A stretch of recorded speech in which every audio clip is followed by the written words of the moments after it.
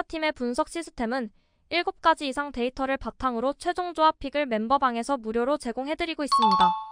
사이다팀의 멤버방 문의는 영상 하단 댓글 클릭 후 링크로 문의해주시면 무료 멤버방 입장 도와드리겠습니다.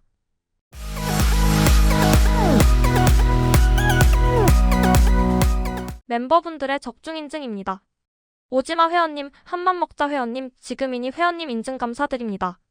적중하신 멤버분들 모두 축하드리며 무료 멤버방에서 모든 경기 핸디캡 및 언오버 최종 조합에 도움을 드리고 있습니다. 적중률 높은 사이다팀의 최종 픽 문의는 아래 하단 고정 댓글 확인 부탁드립니다. 2월 8일 국내 농구 4경기 알아보겠습니다. 첫 번째 경기는 홈팀 부산 KCC 대 원정팀 창원 LG 경기 알아보겠습니다. 홈팀 부산 KCC는 역전패를 허용하며 하락세에 빠져있다. 분명 송교창, 최준용의 복귀와 함께 상승세를 그리는 행복회로를 그렸는데 당장 결과는 참담하다. 아직 100% 컨디션이 아니라는 말로 위로할 수도 있겠지만 이전과 대비해보드 장악력이 부족하다. 리바운드 싸움 우위를 가져가지 못하는 중이고 적극적인 푸시 또한 부족하다. 결국 제공권 싸움 우위를 가져가지 못한다면 팀의 강점을 살리지 못하고 수비마저 무너지면서 상대에게 편한 구도를 내줄 수밖에 없다. 상대 창원 LG가 최근 들어 외곽에서의 강세를 보여주고 있기 때문에 높이 싸움에서 우위를 가져가지 못한다면 결국엔 지난 경기와 마찬가지로 경기 후반 열세가 이어질 가능성이 커진다. 하루 휴식 이후 다시 붙는 상황에서 부산 KCC가 같은 실수를 반복하지 않으려면 결국엔 송교창, 최준용이 포스트에서의 적극성이 필요하다.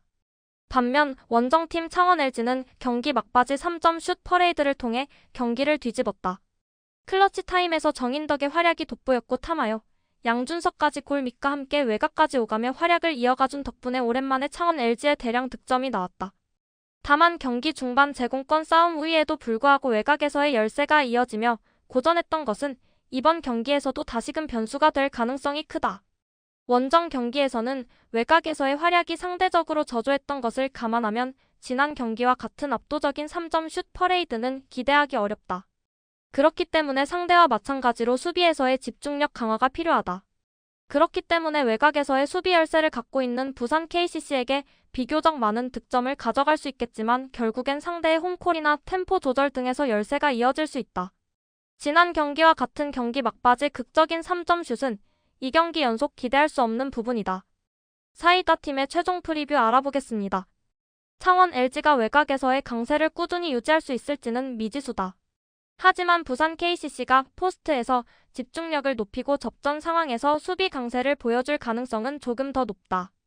다만 꾸준히 많은 실점을 허용하고 있기 때문에 창원 LG가 강한 압박을 가할 수 있을 것이고 지난 경기와 대비해 막바지 부산 KCC가 리드를 지켜낼 수 있을 거조로 보인다.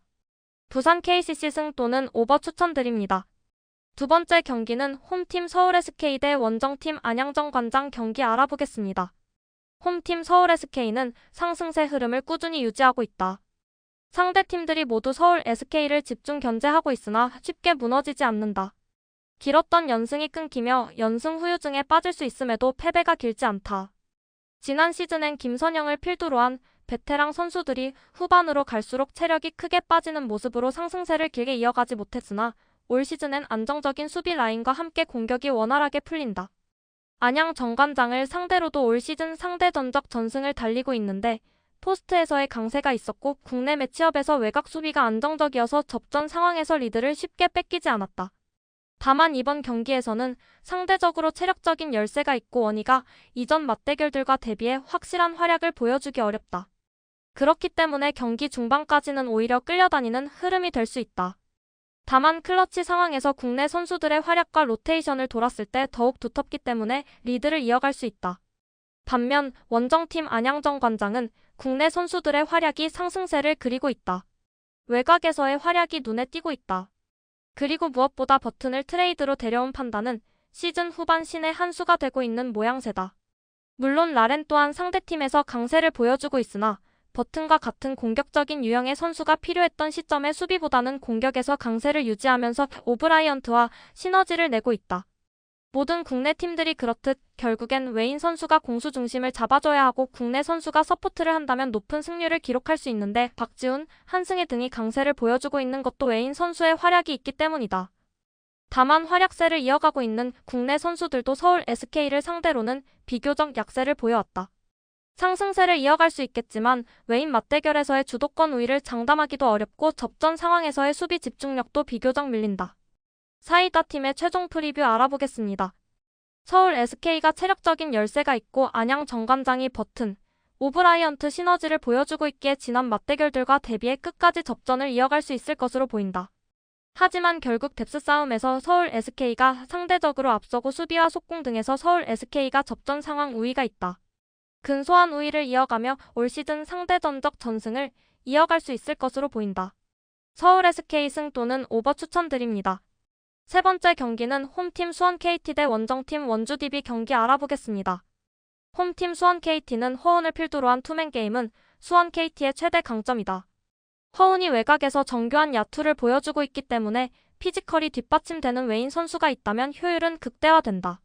하지만 지난 경기에서는 이게 통하지 않으며 아쉬운 패배를 받아들여야 했다. 그래도 올 시즌 원주 DB를 상대로는 지난 시즌과 대비해 확실한 우위를 점하고 있다. 무엇보다 허운을 필두로 한 공격이 높은 확률로 성공하고 있기 때문에 접전 상황이 이어지더라도 자신감이 있을 것이다. 또한 기본적인 스탠스가 수비 위주의 운영을 가져가는 팀이기 때문에 최근 선수들 간의 합이 맞지 않고 있는 원주 DB를 상대로는 수원 KT의 철통 수비 라인이 더 크게 먹혀들고 있는 것이다. 설령 경기 후반 역전을 내주더라도 많은 실점을 허용하지 않으며 외곽에서의 공격을 통해 리드할 수 있을 것으로 보인다.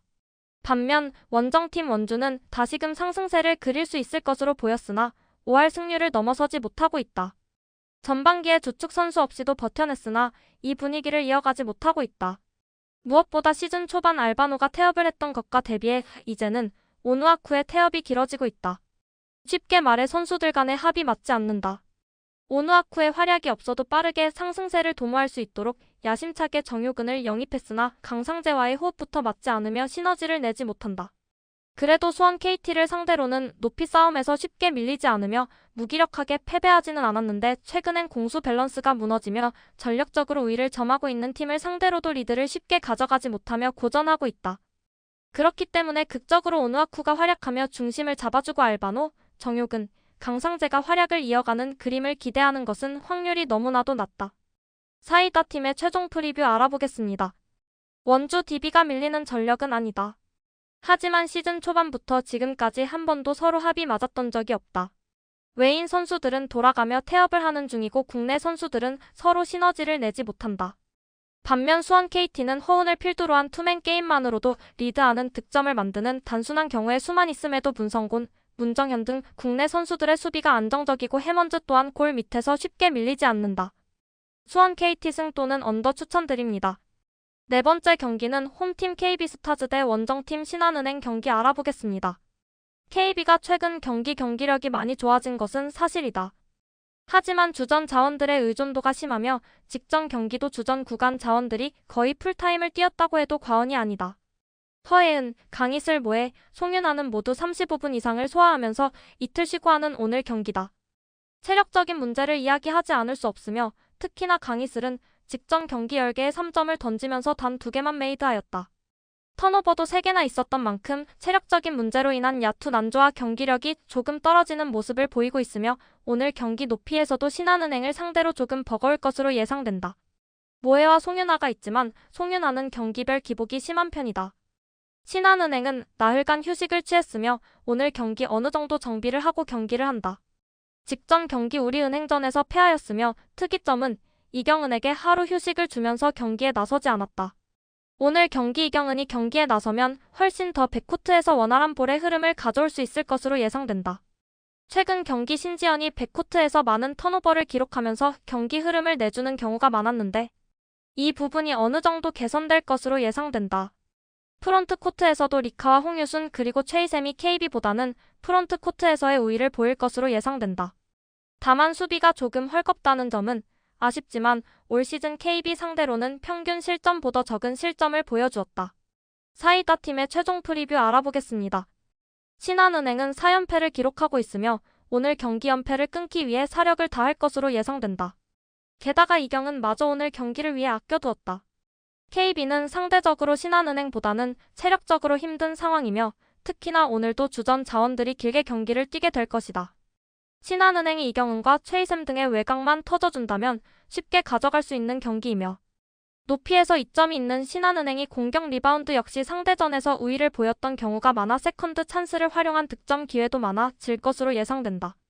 신한은행 승 또는 언더 추천드립니다. 사이다 팀의 멤버방 문의는 영상 하단 댓글 클릭 후 링크로 문의해주시면 무료 멤버방 입장 도와드리겠습니다.